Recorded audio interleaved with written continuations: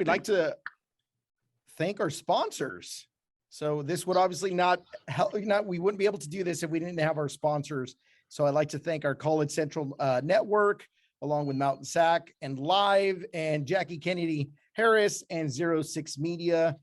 Thank you for, helping in this event. And some of these sponsors that we've had have obviously done it over a period of time and many years. So we appreciate your partnership.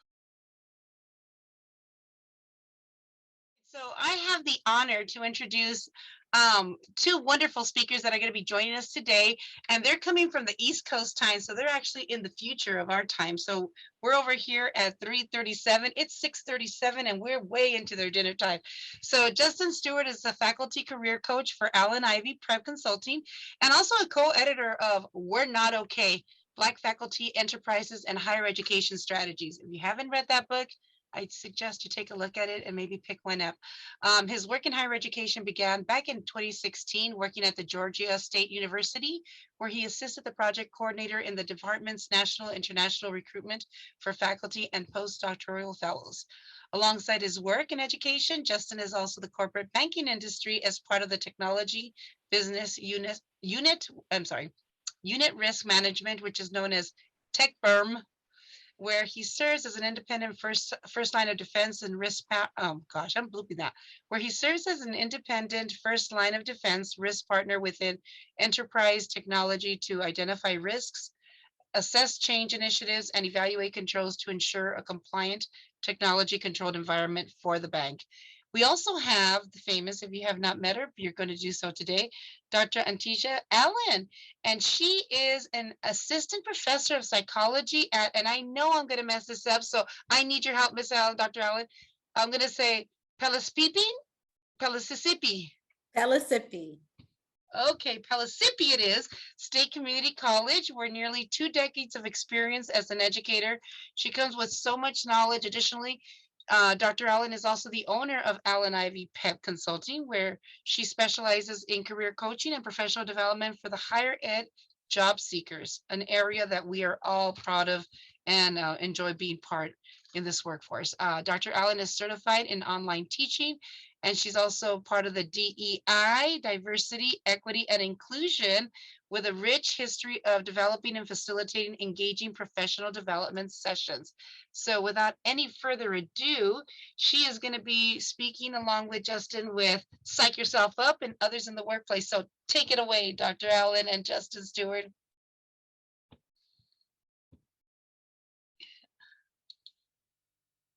And I'm on mute. You think I know that by now? All this time. No, that's quite all right. And we still start off on mute. How did that happen?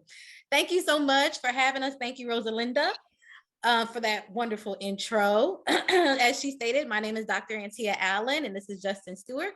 And we're going to try to psych you up, although I would have to say the DJ psyched us up already in the very beginning. So we're feeling very energetic already as a result of that. Yes. So all the things that we're going to talk about today are really based in the book that was mentioned, the We're Not Okay book. It does talk about Black faculty experiences, but it also gives strategies for higher ed, which we have found are actually strategies that can apply to other industries. One of the strategies deals with promoting mental wellness. So that's really the basis of this entire presentation, talking about, not only how to promote mental wellness for yourself, but for your clients and the people that you work with. So what I wanted to find out from you all is, what type of challenges do you face in your work? What type of challenges or job stressors do you have? So if you can, place those in the chat for us. And if you like, you can even raise your hand and we'll unmute you. You'll have an opportunity to speak. All right. So we have long hours and multiple projects, limited staff support, and being understaffed seems to be a huge issue right now. Time management, wearing multiple hats, overwork due to short staff. And has anybody ever noticed that wearing multiple hats, a lot of times, or being overworked, I should say, a lot of times when you're really like the really good worker, how do they reward you when you're the greatest worker there? With more work. Right? They're like, you're so good at this. Here's some more. You're doing such a great job. You can handle it. Yes, you can handle it. Here's more work. Unrealistic deadlines, more tasks. Exactly. Now dealing with hybrid schedule and space working too many places. Oh, okay. All right. So lots and lots of job stressors, we know for sure. And so what we want to make sure is that you have some tools in your toolkit for how to cope with all of these different job stressors. I know that you probably have heard from some other people today and yesterday who are sharing some tips. So hopefully we're just adding some more to that toolbox for you. And we're going to turn it over to Justin Stewart to tell you more about it. All right, thank you very much, Dr. Allen. So did you know, we wanted to give you guys some facts and figures that we looked up from the 2022 Mind the Workplace report. Just to give you a little bit of background, this annual workplace health report builds on our understanding of how work and its accompanying stressors basically affect every aspect of an employee's life when we're looking at personal relationships, when we're looking at mental health diagnoses, overall well-being. So that's what we're going to be looking at. So we can go to the next one. So as a part of our Did You Know, we look at about 80% agree that the stress from work affects their relationships when it comes to their friends, when it comes with their family, and it comes to the coworkers. As you guys mentioned about more work, more time, less fun, all this impacts all the time that you can have to spend with these people, to spend with the time that people that you love the most, because you're cranking out so much work and you're giving so much to that industry. Sometimes it's kind of hard to pour into yourself. In addition to those 80%, there were also 40% that agreed that their company invests in developing only 40% agree that their company invests in developing supportive managers. When we look at personal well-being, we show that about 59% report that their manager cares about their personal well-being. And one more that I'll point out is 40% know what mental health services they can use when struggling with a mental health concern, but only 38% would be comfortable using their company's services for a mental health concern. As I spoke with everyone, this is the 4th annual report. It was measured by the perceptions of roughly about 11,000 employees across 17 industries in the United States. And when we do look at these figures, what are your first instincts? What's the knee-jerk response when you guys look at some of these facts? You can just put it in the chat. How do you respond when you read some of this data? And also, can you can place in the chat, or again, raise your hand and unmute yourself to say, hey, can you relate to any of these things? Yeah, I know for sure as I read them, there were things that I felt like, oh yeah, this is something that I know I deal with. Yes, exactly. A lot of these make it very clear as to why we had the great resignation, which is still continuing, by the way. Low percentage of managers caring about their staff's well-being. When we think about the people coming in and out of jobs, those are things that we always keep in mind. So it's a great call out. Can relate to it, and others too. Yes, definitely can. So when we look at the report and we look at some of you guys' feedback, the findings reflect that positive workplace mental health requires investment. So when we're thinking of investment, we're thinking time, we're thinking intention, and above all else, we're looking at it action, and we're looking at this from all levels of an organization. Of course, executive leadership, because for all of us, it all starts from the top and trickles down. On top of that, employees. Another thing that we did notice that came from this report is it highlighted the need for leadership to reduce and ultimately eliminate the tremendous amount of unnecessary stress. So everything that you guys listed a little bit earlier, that type of stress that workers face, largely because the conditions necessary for active and positive engagement do not exist in their workplace. Part of that, what I want you guys to keep in mind is, even in this period of being in COVID, when we're looking at the Brady Bunch boxes that we love to be in every day, there's a certain level of disconnect that we have from our peers. And that also leads into some of the stress that we deal with on a day-to-day. Go to the next one. So for that, there's no bad without good. So we wanted to offer some coping strategies for you guys. So when we're dealing with this type of stress, we want to look at making sure that you guys have intentional self-care.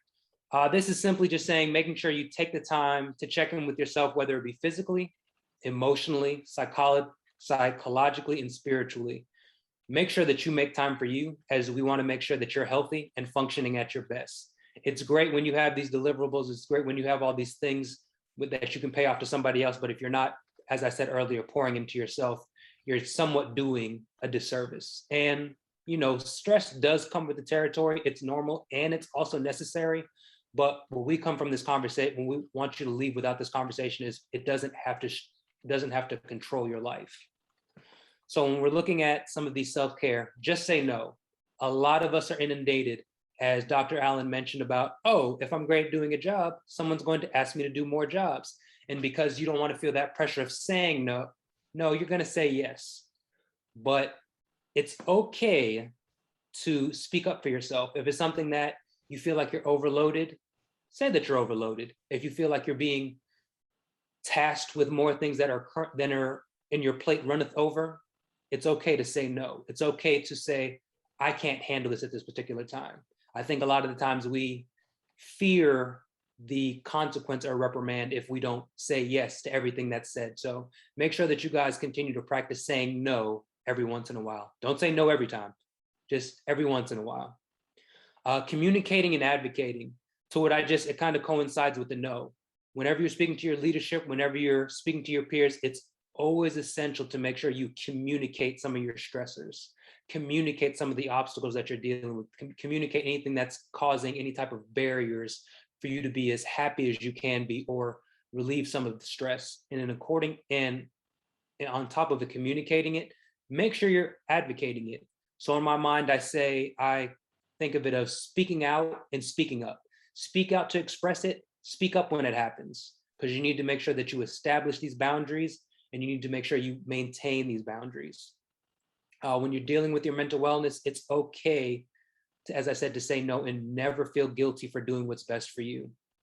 When we're looking at the Blow Steam team, we all have people when we get out of work, when we get off of this call, when we go to the lunchroom, when we go to the break room, that our little niche of people where we can vent a little bit, tell a little bit sessions of what's going on. If you don't have one, make sure you have it. It could be a friend, it could be a group of friends, could be a husband, could be a wife. Just make sure that you have someone that's not as plugged in to your day-to-day life or your day-to-day professional life, that you have that ability to stress, to vent. Even if you don't want them to say anything but just to hear, you need to make sure that you have that opportunity to relieve that stress from you. Another component of that is meditation. It could be 10 to 15 minutes. I'll say for myself, and in the chat, you guys can share with us as well. If I'm working on something, I might just get up and walk around. If I'm in the office, I'll just walk around the office building mindlessly, just listening to music and just not having a care in the world. Or if I'm home, I'll walk around the neighborhood, just taking some of the sun, taking some of the cold breeze, just having that time to myself to kind of reset, to unplug. For meditation, it reduces a lot of negative emotions. As when I said about taking a walk, taking in the nature, it's springtime, it's beautiful outside. It gives you a sense of calm, some peace. For some of us that like yoga, it allows you to focus a little bit more attention. For some of us that don't have that opportunity to walk around, sometimes it's a matter of just taking a step back, doing some relaxed breathing, just breathing in, breathing out, just blocking everything out in your mind. And of course, the thing that everyone loves, but it's also very crucial, is exercise. As much as you're able to get your body moving, and whether it's physical or just being mindful of what you eat, all those components are all very good coping strategies as you deal with stress on a day-to-day basis. So now I'm going to talk about how you promote wellness for other people, right? So we talked about all the coping strategies for yourself. So we know that you are working with clients, you have people that you work very closely with. So we want to talk about how you can create an environment for them that is promoting mental wellness and mental health. Now, the first one is focusing on what you can control. So if I could have some people in the chat talk about what parts of your job can you control? Because right, there are things that are completely out of our control, but what parts can we control? So focusing on what you control, what parts can we control? The attitude we bring, absolutely. That's a good one. Yes, I can control how I show up every day, what attitude I show up to work with. Our response, yes, that's a good one. When and how I complete a task. Absolutely. I'm really terrible with that part. I need to get a lot better. I'm the person that's like up at 3 a.m. working on my stuff. Like it's really bad, but that's like the hours that I work well. It's good when you can work from home. Find the good. Yes. And I think that's another part of kind of that attitude that you're able to bring if you're able to find the good in different situations. So again, focusing on what you can control, because if all you focus on are all the things that you can't control, you will really drive yourself crazy, right? Because there are things they're just totally out of reach. Those are things you can spend hours thinking about it, but it's not like you're going to be able to do anything about it.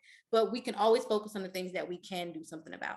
Emotional intelligence, or EQ. This is really important, really in any industry, in any work situation, but also in real life home situations, right? Emotional intelligence meaning, and it kind of goes back to the your attitude and finding the good as well. Emotional intelligence has a lot to do with how I manage my own emotions and how I manage, and it came up in the chat as well, how I manage my response to certain things that might occur, right?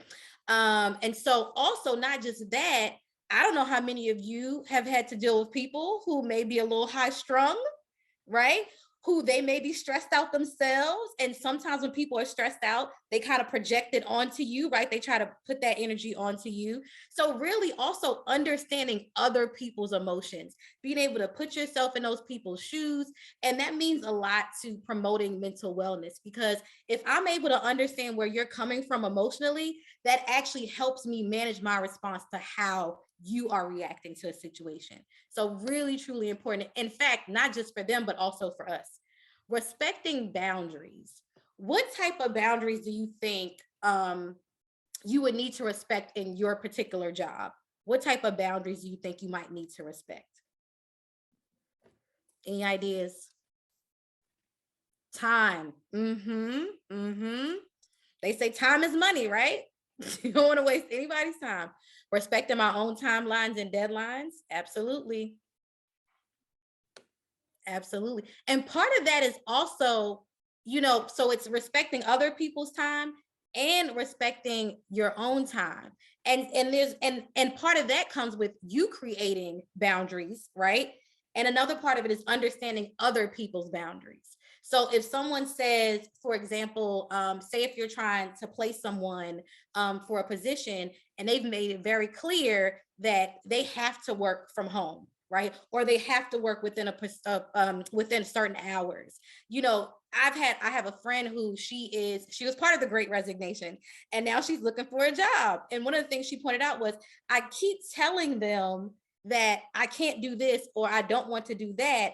And it's like they keep trying to cross that and say, well, I found this thing and it's real. I think it would be a good fit for you, right? So really just still respecting that person's boundaries. And I think that makes them feel a lot better, because they are obviously stressed out. They're looking for work.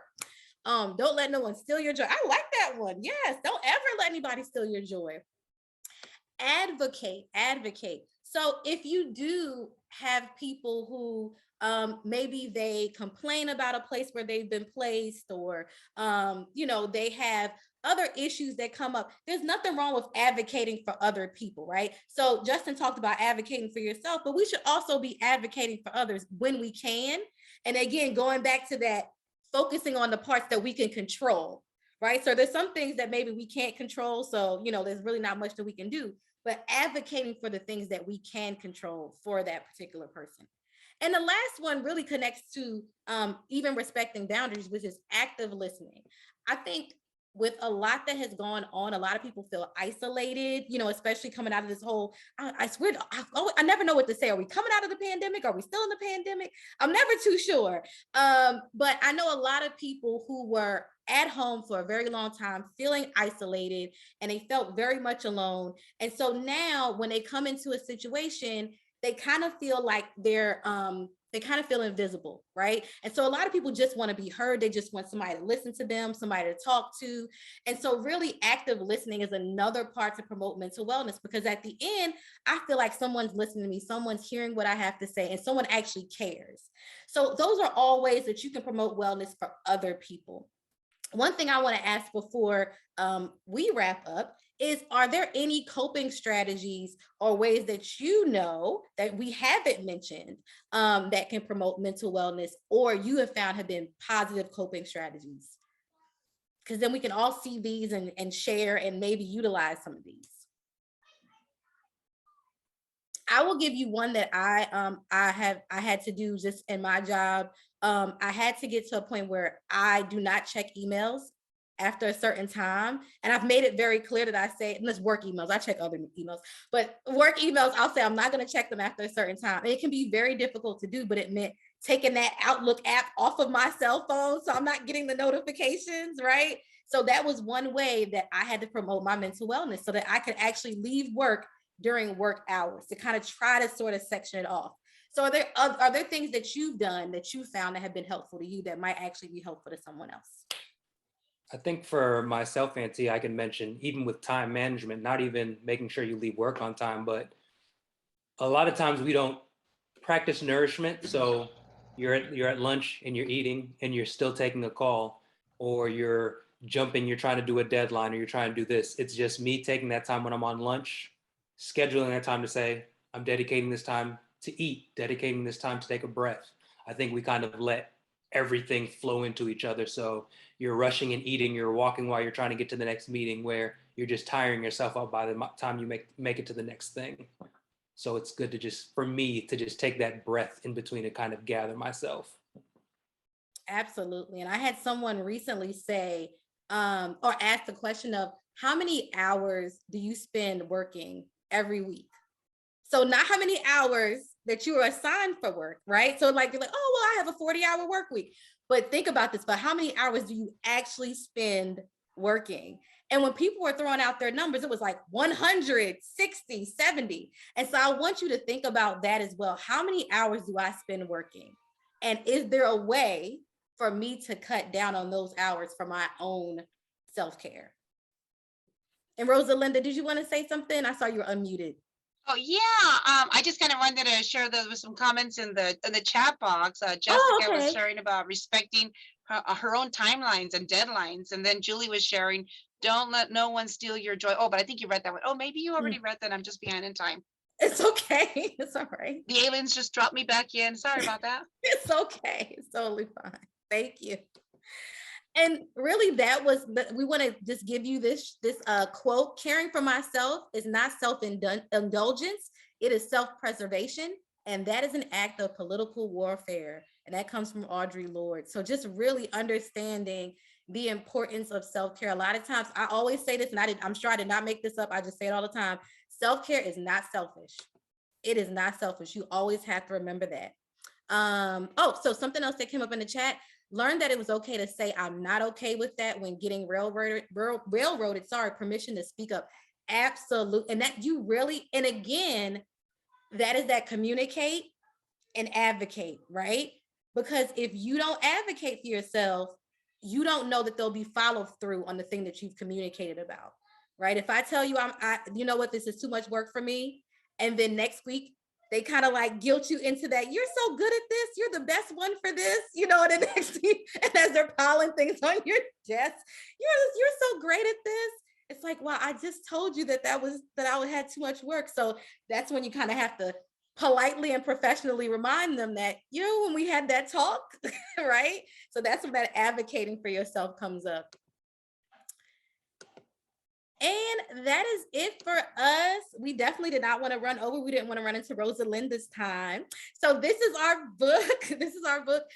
We're Not Okay, Black Faculty Experiences and Higher Education Strategies. We really, truly hope that you pick the book up. It's available on Amazon, Walmart, Barnes & Noble, all these websites. It's in Nook. It's a Nook format and Kindle. You can follow us on Instagram. These are our social media handles.